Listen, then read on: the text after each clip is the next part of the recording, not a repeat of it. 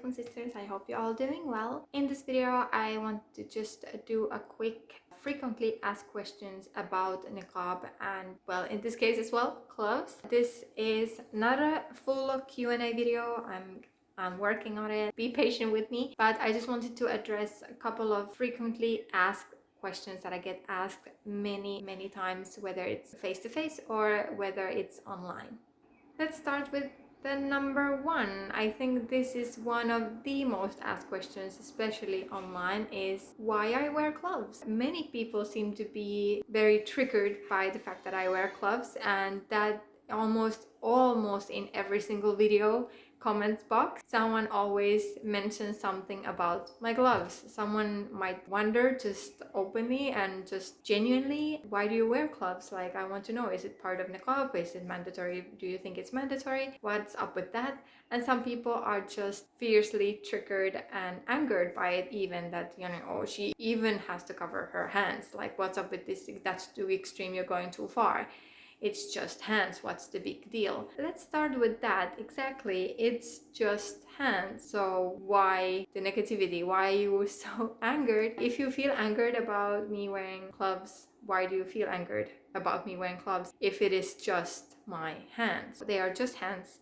Nothing special about them, to you at least. So what's so big deal if I choose to wear gloves? I started wearing gloves when I started wearing the niqab. As a matter of fact, it started because my husband mentioned that you're gonna wear gloves, right?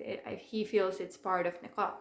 So I was like thinking about it. I was like, yeah, okay, I will give it a try. And I started wearing the gloves that day. I was very strict on gloves for many years. Like, I would go anywhere. If I would go anywhere out that there would be men or anything, I would wear gloves. Hence, now they are all over the screen right now because I'm talking about them, so you're gonna see a lot of them right now. I would like eat with them, I would wipe them as well, and I would wash them almost every day. But I would eat with them, I would go out with them, I would play with them, anything. Like, if I would be playing with my children, I would never remove them if I'm out. Recently, I've loosened up a little bit on that, and I take them off when there's a chance that they might get messy, or whether I'm at the sand pit, or if there's ice cream or whatever. I've removed them in order to just keep it clean. And especially now that there's the coronavirus as well, I've increased my hand hygiene and stuff.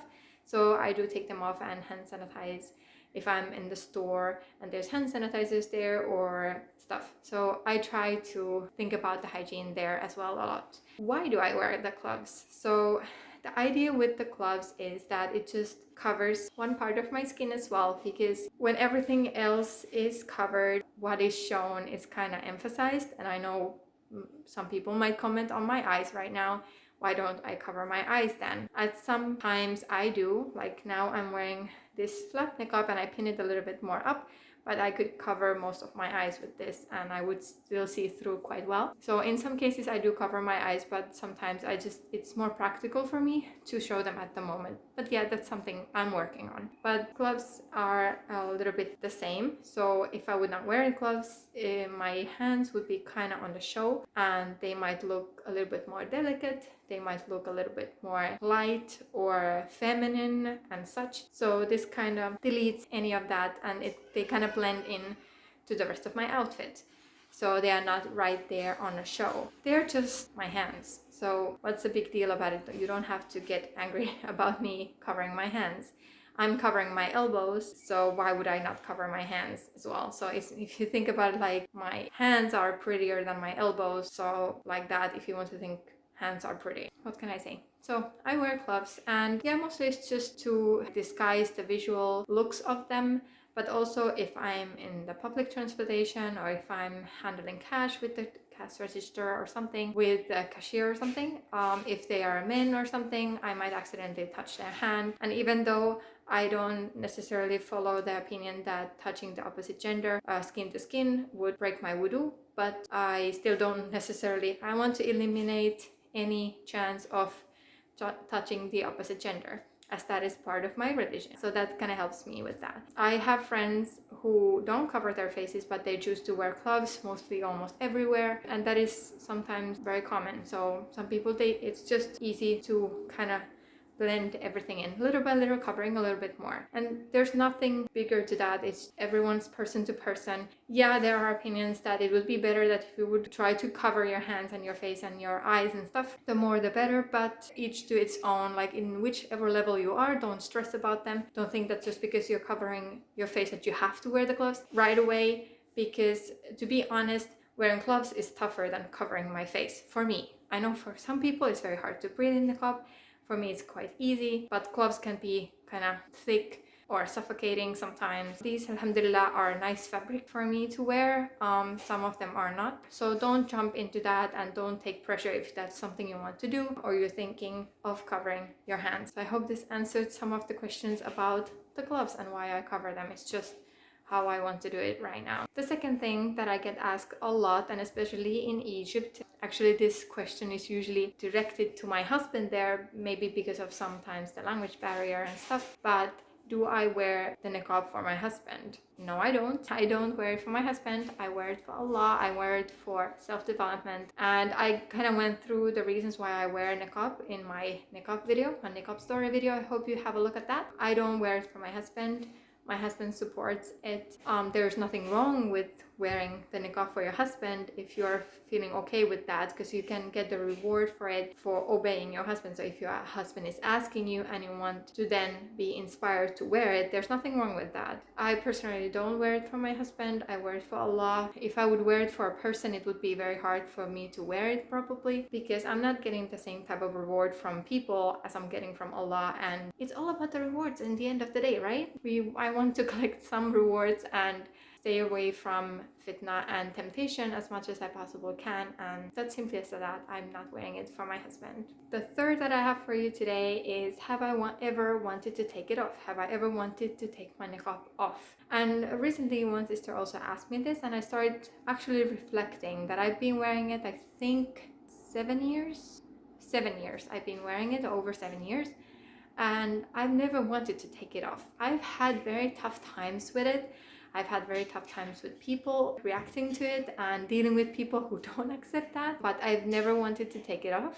I have wanted to blend in more. I have wanted to stay at home more sometimes and avoid some people and some situations because of that, because of their reactions, but I never blame it on the niqab, and I never wanted to take it off for that reason, and hopefully I never will. I will pray that Allah will always keep me in this. So yeah, I never wanted to take it off, but I can understand for some people it can be very suffocating, and if you start thinking about it and if you have anxiety, this can create anxiety for some people, whether it's hard to breathe with it for you personally or the reactions that you get from other people. You kind of have to create a very thick skin. I will talk about my experiences when I started wearing the niqab and we moved back to Finland and how people reacted to me with that. I had a very tough time with that. People really reacted to me very, very harshly, and that really affected me deeply at that time. Even then I didn't want to take it off, but it was a struggle. So I want to maybe address that in another video, but no, I never wanted to take it off. But I do understand if someone wants to take it off in these times. But I think it's so important that we have representation of niqabi sisters out there. I know many people are not for niqabi sisters or sisters in general being in a public light. I understand that and I respect your opinion about it. But I think it's so important that there's representation, because our sisters and our youth are on the social media, and what they follow there is they want to relate to somebody. So usually it's hijabi influencers, and these hijabi influencers, or any influencer for that matter, they might take their hijab off, they might use their makeup, they might add music to their videos or something. So we should have representation on the other side as well. There's not many niqabis who are doing the job. There are really good ones. I have to give a shout out in the end of this video. Like right now, I'm gonna give a shout out to Bint Athens. Check her Bint Athens. I think I will link her down below. She has YouTube and she has Instagram. She's very inspirational. She does very inspirational topics and talks about taboo subjects as well, which I really love. You have to check her out.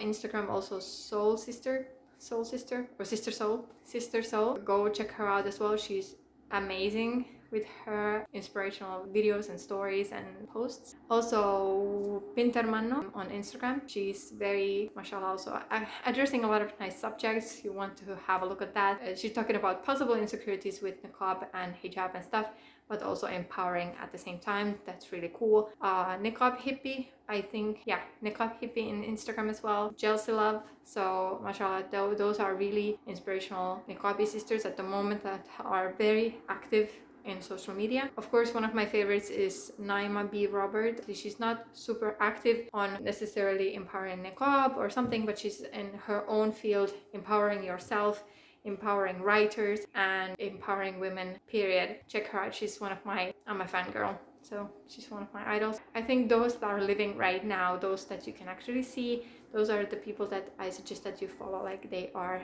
have good content, so check them out. That was just a niqab shout out. I will give maybe a hijabi shout out to other people as well later. But I hope this was also informative for you, and I hope you benefited something from this. And don't forget to subscribe and like, and maybe comment something positive. I see you in my next video, inshallah. Assalaamu aleykum.